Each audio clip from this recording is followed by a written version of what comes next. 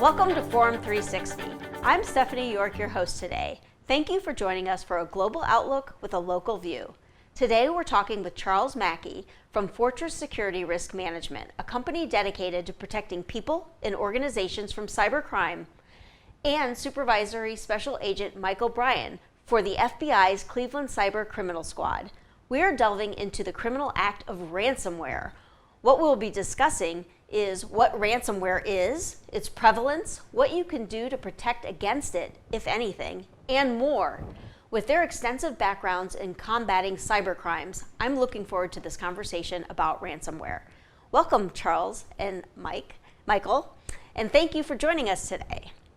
Thank you, Stephanie. Yes. Happy to be here. Great. So if you could just tell us a little bit about yourselves, your backgrounds, and what you do now. Let's start with you, Michael. Yes, so I'm currently the Supervisory Special Agent of our Cyber Criminal Squad in the Cleveland office. We have 2 full cyber squads.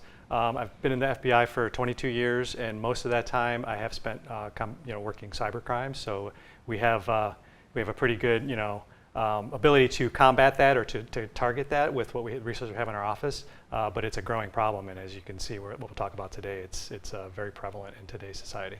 Yep. And you? Yeah, Stephanie, I'm a security principal for Fortress Security Risk Management. I've been involved in cybersecurity for probably the last 20 years of a nearly 40-year career in IT. I've spent all my time either in technology or process or people areas within IT technology. And to Michael's point, this is an area that is really, really taking up a lot of our attention. Yes, I know. So there's cybercrime, and as part of that, there's ransomware. Can you explain, one of you explain, what, in its simplest terms, what is ransomware? Well, ransomware is simply that. It's the act of holding your company, your data, your computing technology hostage. You are unable, because the data is encrypted, to get to the things that are important to you as a business. And most often, the ransom involved is some financial payment. Someone breaks in, they encrypt your data, you no longer have access to it, and so to unencrypt that data and to get that data back, you typically have to pay a ransom or some other mechanism, hiring us to help with that, acting with the FBI. That's about as simple as form as you can get it. That's pretty simple, but it's very devastating. Right. How prevalent is ransomware? It's very prevalent. Locally here in the Cleveland office, we probably get on average, maybe 3 to 5 reports per week from different companies, and these again are just reports that we get. I think I've heard some other statistics out there that there's an entity getting hit with ransomware maybe every 11 or 12 seconds. Wow. Throughout the world. So it's obviously it's a growing problem that's gotten worse over the last couple of years. Yeah. So who's usually targeted? Are they individuals, companies, nonprofits? What do you see, or does it run the gamut? Yeah, I mean, we're typically seeing an organization. Early on, you might be a victim of ransomware just in your home computing environment, but more and more, the level of sophistication of the attackers, of the bad actors, are such that they're crime syndicates, they're nation states, very well organized, highly funded, very professional groups that are targeting industries of all kinds on a regular basis. Okay, and what are some things people or organizations can do to protect themselves? Are there things they can do, or are you just sitting back waiting for it to happen? Yeah, I mean, I think there's a lot of, and I think Chuck probably could talk more into that realm, but I think a lot of the things that we find out from working with victims is that they, maybe they didn't have enough focus on security.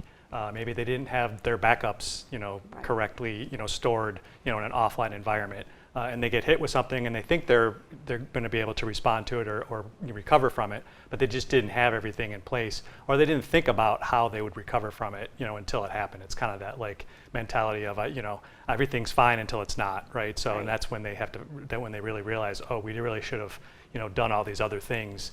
And then that's where, Chuck's, organization would probably have more details on what they should have done ahead of time. Right. Right. So there are a number of things organizations can do to protect themselves. From a process standpoint, they have to pay attention to what's going on in their environment on a regular basis. from a technology standpoint, there are a myriad of tool sets that can help protect that. But I think, Stephanie, the one basic thing that all organizations can do is to protect the integrity of their data via the way they transfer emails back and forth. They have to have protection within emails, because at the end of the day, what we're finding, even though there's some very sophisticated attacks that come in through other mechanisms, you really have to have the kind of web filtering and email protection against any kind of attack, but ransomware specifically, because this is where it often gets in. You don't recognize the email, but you still click on the link. Right. And today's environments are they're able to spoof very, very accurately, so you have to pay close attention and be vigilant.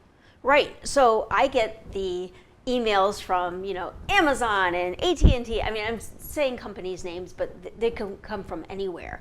And if you hover over the actual Amazon name, it shows a different email address. But some people don't hover over it. I mean, long gone are the days where because there's so many spelling errors, right, or there's not proper English in the email, it's broken, that it's spoofed. Right. So they're becoming more sophisticated even in that manner, that you really have to do a little sleuthing before you click on the link. I don't click on anything, and even if it's from someone I know to call them and say, hey, I didn't ask for this, did you send me this? Because I'm just so paranoid about it, thanks to my boss. So can you truly protect yourself though? Like, even if you have everything in place, are you 100%, you spend all the money and do everything, can you still get hit? Well, sure. It's like anything else. I mean, in your personal life, you go out of your way to protect the integrity of your house, right? You lock your doors, you lock your windows, you lock your garage, you leave your lights on, you might have a dog, you do all those things, and you still get broken into. And, some of it is just, if someone knows something about your organization and they want in, they'll try everything they can to get in. So the idea is to frustrate them enough where they stop trying. Right, and that's where ideas of protection move into action, right? So there's email filtering. Mm-hmm. It used to be that there was antivirus. Now those tools are pretty much out of date. The new world is all based on behavior, so you can begin to see what happens at an endpoint device. So yes, can you fully protect yourself 100% all the time? No, but can you improve your chances? Absolutely. Do you want to have your chances improved on an ongoing basis? Of course you do, right? So you do the things to help protect yourself. So what does something like that cost to protect yourself? I mean, and is it worth the cost? I mean, I know you say it is, but so I want to know what the cost is up front, and then what the cost could be if you get attacked, right? Well, sure. The cost fluctuates based on organization, executive leadership's decisions in terms of what they want to do, and that's entirely up to them. But of course, it can cost hundreds of thousands of dollars to protect yourself. But it can also cost you millions of dollars to not be protected, right? Sure. So there's not only the fact that you can be held ransom with ransomware, but there's also the fines that could be levied upon you based on the industry or the government regulation that you fall under.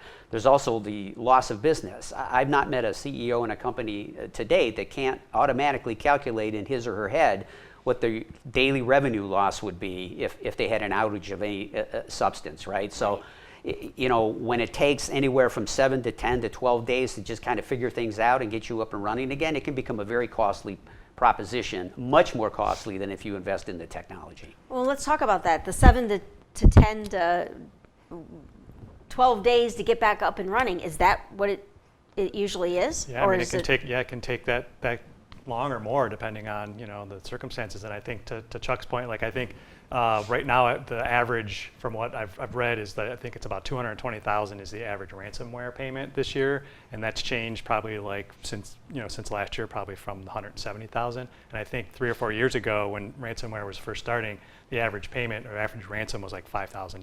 Wow. But again, that's just the payment request to get your data back. That doesn't count hiring an outside company or having to all that downtime from your business, all the money you might have lost if your website, if you're selling something, or if you just have to have those resources. I mean, it can quickly spiral into a really like millions of dollars, just like Chuck said. And that's if you pay the ransom. Right. Correct. Right? And get it back in 7 days or so. So there's your viewers might be interested, Stephanie, in a web location called ransomwareclock.org, spelled out that way. And this is it's actually a tracker of known breaches and how much it costs. And it clicks off the time in real time. And you can see that if you go to it today, I think it's over $16 billion just for 2021 so far. That's of known incidents, right? And that's only about 10%. So extrapolate that out, and you can see that the dollar figures roll up pretty quickly. For any given organization, to Michael's point, $250,000. Again, that's an average. You know, where does the mean cluster, right? We're probably up at a higher number, and it can get unwieldy pretty quickly, pretty fastly. So how does an organization first learn it's been hacked like this? What do you see? Typically, like the reports that we will get, it's like we came in this morning and try to log into our computers and our system's locked, or there's the message up there with the ransom note that basically says your information's been encrypted. Contact us with the following information to get your data back. Make us a payment in certain amount in Bitcoin. Wow. Right. Wow. So you get this message, and most people are thinking, "Oh my gosh, we're shut down."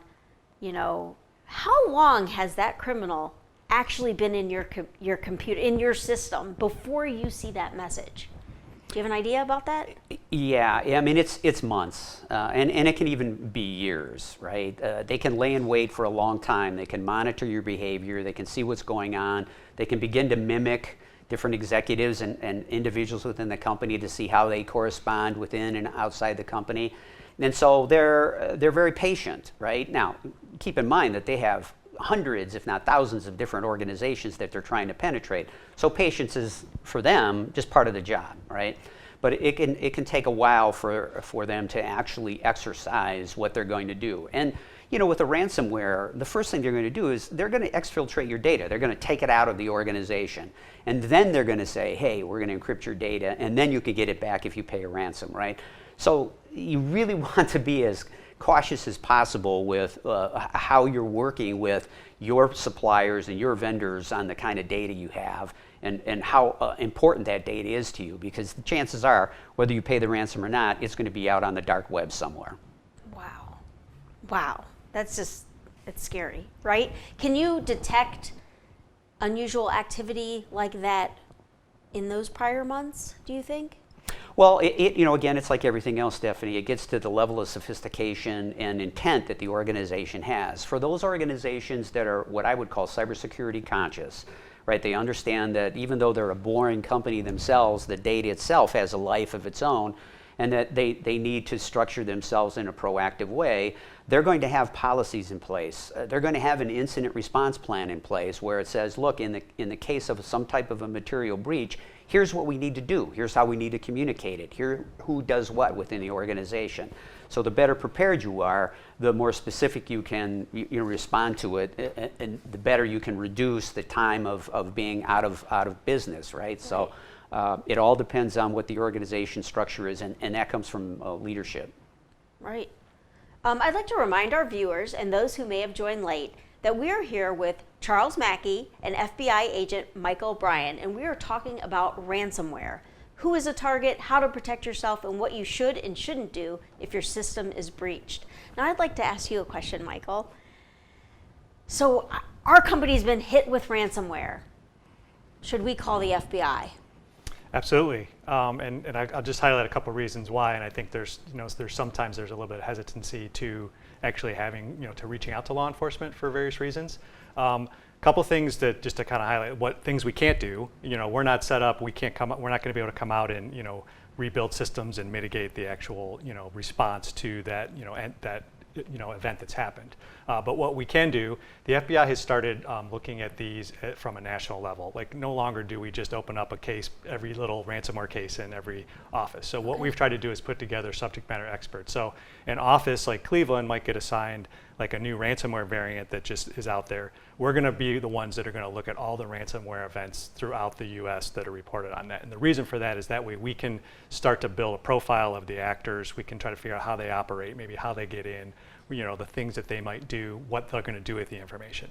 So some of the value we hope to be able to give to a victim from that is, maybe based on past experiences with other victims, we might be able to help them maybe move along a little faster and mitigate, a little quicker, because we might have a little bit of information about how it operates. So, but we can't build that, sort of expertise if we don't have people giving us, calling us with information about the incident that's occurring and the new variants that are out there. So if I call you to come in, we have this incident, are you going to tell me not to pay the ransomware? Because I think that's what a lot of people are afraid of. The FBI is coming in, don't pay the criminals. Yeah. And the company is really at a detriment. They don't have their information. So tell me how you typically advise on that. Of course. So obviously the government's, I think everybody's answer knows what the answer is going to be. We do not advocate the actual payment of the ransom. But of course, we understand that based on every circumstance is different, every situation is different, and it's a business decision on sometimes it just, from a business standpoint, it makes sense to pay the ransom in order to get your data back so that you can actually get your business up and running and have a less downtime. But what we would ask for that is if that is the decision that is made, that we can at least get some sharing of the information, at least from the payment of that, because that does help us, following the money, following, the Bitcoin transactions, that kind of stuff. If we can have that information as part of our investigation, it can be helpful to trying to figure out who it is that's doing that and seeing if there's something we can do to kind of stem the tide on their operations. So the don't negotiate with terrorists thing doesn't always apply here, and that sometimes companies will negotiate with the terrorists and you will still help them. Absolutely. That's not just because they've paid doesn't mean, okay, well, we're done with you. That's just, okay. We understand that it's just the situation that they're in. Right. Are there advantages? Do you see as an outside company to calling in the FBI, or disadvantages? What do you see? Well, we always encourage organizations to reach out to law enforcement, and specifically the FBI, for all the reasons that Michael just mentioned. And we ourselves, we don't advocate one way or another if an organization should pay or not. The decision is left up to executive leadership. And more than likely, if that organization has the discipline to understand what's going on in the organization, they have a communication plan. They are talking with their attorneys, their legal counsel, their outside attorneys, their insurance company. Maybe they have cyber insurance, and they're talking to their insurance agent as well. So we don't make a recommendation one way or another, and we absolutely encourage them to work with the FBI. It's important to be able to understand as much as we can about what's taking place. It's the only way we, as a company that works in this business, has a good idea of what's taking place. And to Michael's point about aggregating support around the country, we absolutely like that idea. It makes everybody's life a lot easier, and frankly gets a better probability of getting either your money back or exfiltrating the bad actor from your environment. Sure. So I'm a company, I've been hacked. I call the FBI, I call your company, Fortress, to come in. The wheels are going, I pay the ransom. I decide, I can't be down a month or more. I need to be back up in a week. I pay the ransom. How do I know I'm going to get that information back? How often, do people get their information back when they pay? Absolutely, they do. Is it a guarantee? I would say nothing is ever guaranteed when you're dealing with the type of criminal element. Certainly, it is successful. I think it's highly successful. It also isn't a guarantee of future. You paid the ransom once, you got your data back, now you're off and running, this is never going to happen to you again. I think there's a high rate of, ability to be reinfected either from the same group or another group, depending on what you may do and things you may follow, based on, maybe an entity like Chuck's group coming in to help out. Right. Yeah, it's like this. The criminal enterprise is in fact an enterprise, and I hesitate to use the word professional because it seems like an oxymoron in this case, but the fact is these are businesses, and they have customer service representatives that will help you bring your data back. So it's a little different environment where you're actually working with the villain, but this is the nature of what's going on in the world today. So the key is, look, if you're going to pay the ransom and you feel you have legitimate reasons to do so, absolutely go ahead and do that. We'll still continue to work with you, and we'll help you in any way we can. But know that by and large, the fact of the matter is your data has already been stolen from you, and it's likely going to show up on the dark web or someplace.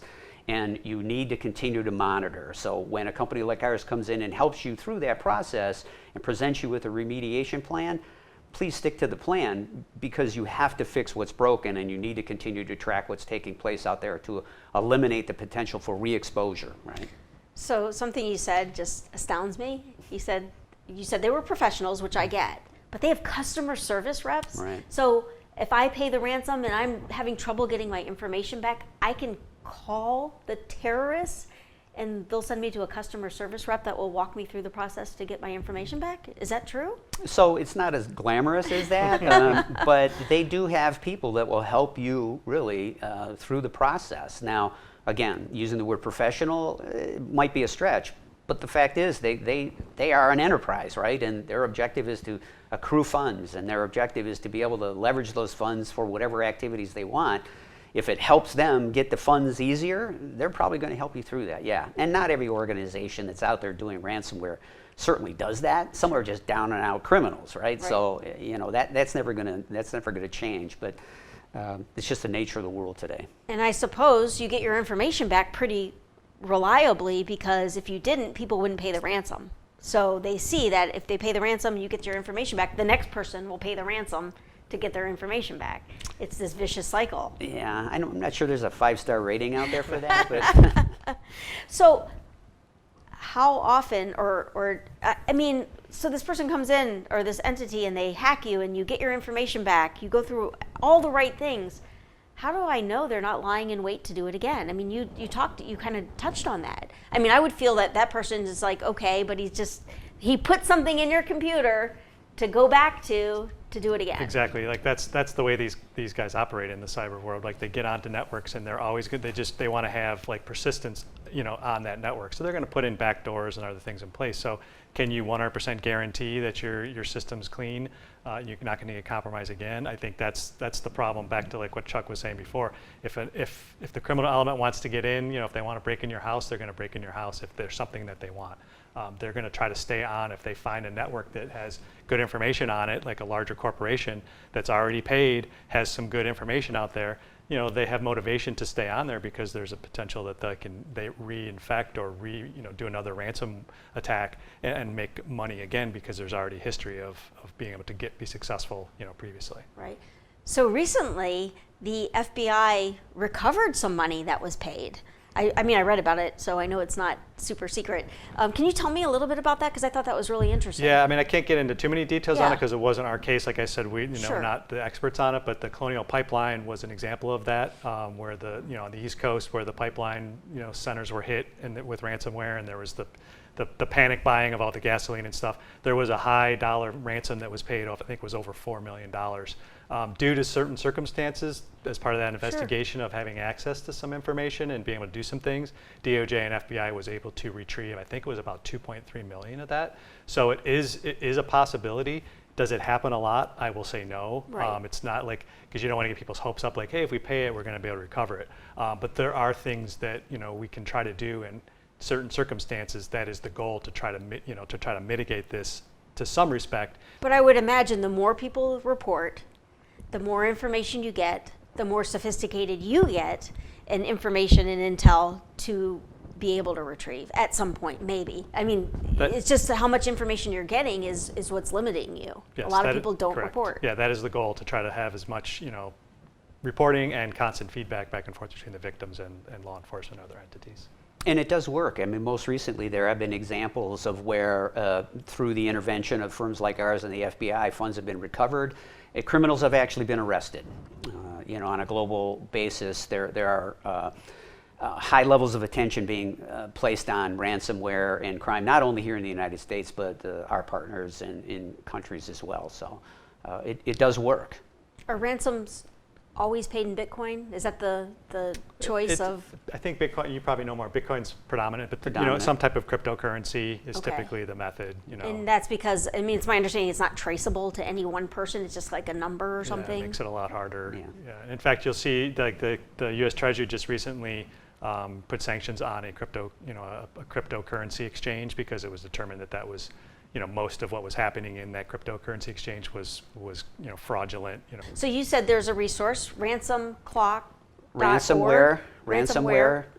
clock.org. Ransomwareclock.org. Right. Now, it's an available resource that anybody can look up on the internet, and it not only shows you the calculations of how much has been involved in ransomware payments thus far this year, but the total cost of what it might take is kind of aggregated. And there are multiple sources available on there that can help you with sources like from the FBI and other locations to learn how to protect yourself, do the kinds of things that create diligence in your environment, and it's a great free resource for any company or individual out there. That's great. And do you have a resource that people can go to on your Yes, site, the FBI site? Internet Crime Complaint Center, or IC3.gov, is a conduit to report cybercrimes, in particular ransomware, but any type of cybercrime can report it to that portal, and that information gets put into a system, and then we can analyze that, and it gets pushed out to offices that are working those Great. events. IC3.gov. Correct. Great. So there is no question that cyber criminals are out there and ready to attack. We learned today that it can happen to anyone in any organization, and it could hit you personally. I'm so grateful that we were able to discuss specific actions you can take to protect against and respond to ransomware attacks. Thank you, Charles and Michael, for joining me today. I'm Stephanie York. Thank you for joining us today on Forum 360, a global outlook with a local view. Forum 360 is brought to you by John S. and James L. Knight Foundation, the Akron Community Foundation, Hudson Community Television, the Rubber City Radio Group, Shaw Jewish Community Center of Akron, Blue Green, Electric Impulse Communications, and Forum 360 supporters.